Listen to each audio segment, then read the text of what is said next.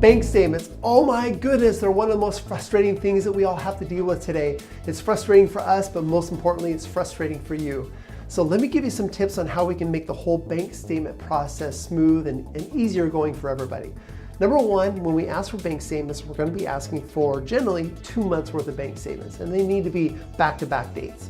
The second thing is, make sure you include all the pages. That page 5 may be blank, but it's going to be important because the other pages say 3 of 5, 4 of 5, and if we don't have page 5, we're going to think that there's some important information that's missing. The other thing is that sometimes you'll go to the bank and ask for a copy of your bank statement, but what they give you is a transaction history printout. And we can't accept it unless it has all of these factors included on it. It's got to have the bank name, it's got to have your name, it must have the full account number or a partial account number if we already have another document that has your bank account number on it.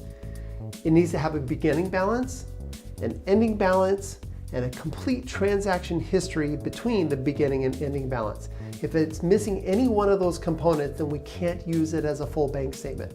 Now, one other tip for you, we're going to be investigating all non-payroll deposits. Now, if there's Social Security deposits, IRS deposits, payroll deposits, and we can tell what they are, those are fine.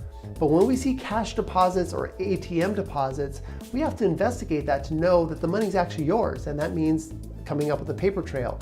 But many times people don't have a paper trail for a cash deposit.